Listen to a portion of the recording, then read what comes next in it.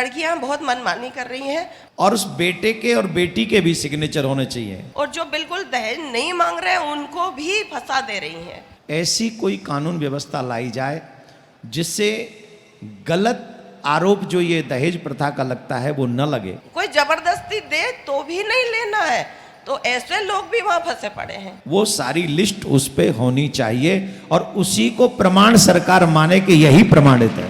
क्योंकि वो पशु बहुत बेसहारा है, न उनके पास खाना रहता है, न पानी, न चोट लग जाए तो दवाई। तो मैं उनकी सेवा में हूँ। आज भी मैं ऐसी स्थिति में भी उनकी सेवा करती हूँ। राधे राधे गुरुजी। राधे राधे मैया। सबसे पहले आपके माता पिता, आपके गुरु को कोटि कोटि प्रणाम करती हूँ। आपके साथ मैं भी उन तीनों को प्रणाम करता हूँ। और आपको भी कोटि कोटि प्रणाम। उनकी वजह से आप हमारे सामने हैं और हमें आशीर्वाद प्रदान करेंगे।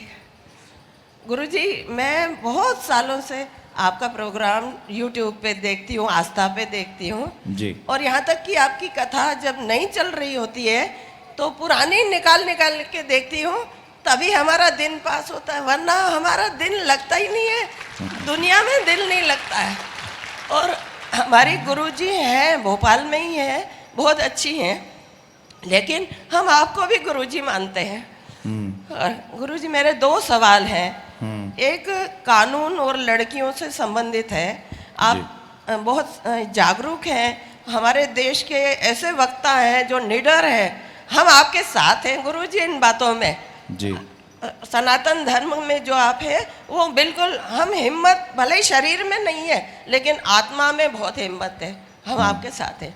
तो गुरुजी, जो कानून बना है लड़कियों के लिए कि दहेज नहीं लो और जो दहेज मांगे उसको बंद कर दो, पर आज ही हो ये रहा है कि लड़कियां अपनी मनमानी चलाने के लिए धौंस जमाती हैं कि मैं जो कह रही हूँ वो करो, मुझे अलग करो, मैं आई हूँ और सर्वस्व मुझे सौंप दो, नहीं तो मैं तुम्हें बंद करा दूंगी।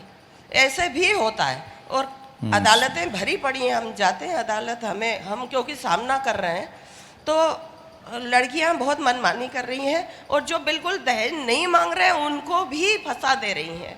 ऐसे में वो लोग क्या करें जिन्होंने कुछ मांगा ही नहीं है, कभी लिया ही नहीं है। कोई जबरदस्ती दे तो भी नहीं लेना है, तो ऐसे लोग भी वहाँ फंसे पड़े हैं, उनमें हम भी हैं गुरुजी।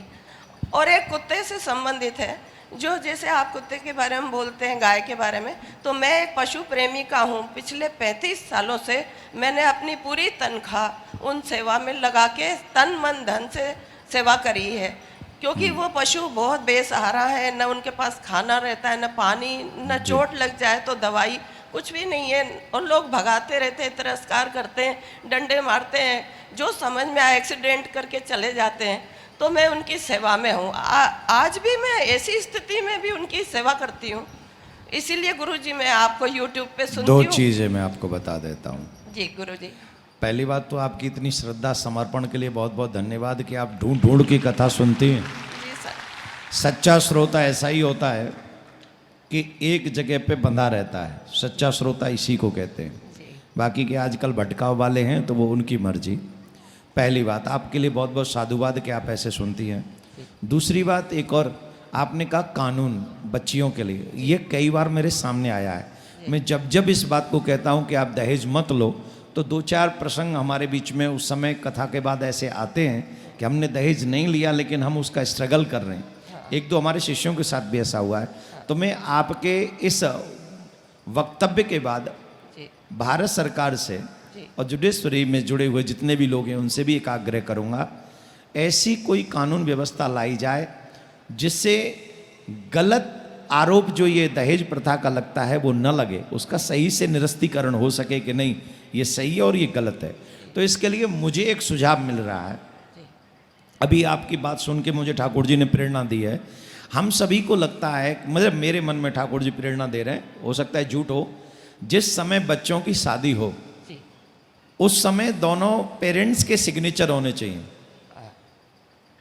और उस बेटे के और बेटी के भी सिग्नेचर होने चाहिए एक स्टाम्प पे। और वो स्टाम्प पे क्या होना चाहिए, जो जो दिया गया है और जो जो लिया गया है वो सारी लिस्ट उस पे होनी चाहिए और उसी को प्रमाण सरकार माने कि यही प्रमाणित है। जी जी बिल्कुल सही। और ये दोनों के पास में रहे। क्यों? इससे दो चीजें होंगी, एक तो सरकार को सूत्र प्रमाण मिल गया कि लिया गया या नहीं लिया गया, दूसरा कोई भी बेटी अथवा बेटा एक दूसरे का मिसयूज नहीं कर सकेगा और हमारे परिवार टूटेंगे नहीं, हमारे परिवार जुड़ेंगे। तो ये आइडिया मुझे ठाकुर जी ने अभी दिया है, तो हमारे परिवारों को या कोर्ट को भी एक्स्ट्रा केस का फेस न करने पड़े, उसके लिए ये सब होना चाहिए। और ये आखिरी मान्यता होनी चाहिए। अगर कोई कहे कि पीछे से हमने दिया, हमने ब्लैक मनी दिया, तो वो माननी नहीं। जब ब्लैक है तो माने क्यों, दिया ही क्यों? अगर ब्लैक तुम दे रहे हो तो तुम्हारी गलती है।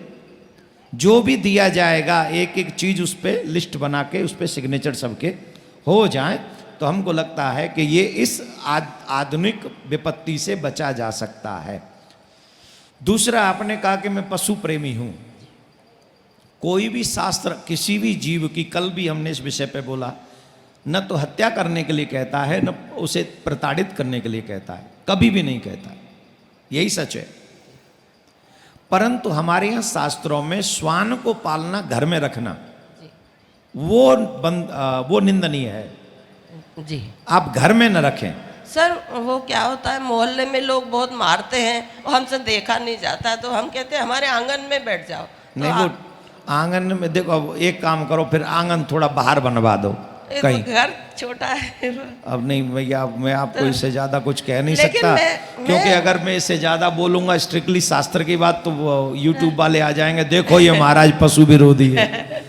मैं शास्त्र की बात कर रहा हूँ, तो इसलिए मैंने वो बात बता दी। आगे आप वो करें जो आपको अच्छा वैसे मैं स्ट्रीट डॉग की और स्ट्रीट एनिमल जो भी गलियों में रहते हैं, सड़कों पे जो तकलीफ में है, उनके लिए ले जाती हूँ सब कुछ। चलिए, बहुत अच्छा, बहुत अच्छा। आशीर्वाद। राधे राधे। धन्यवाद। राधे राधे। राधे गुरुजी। राधे।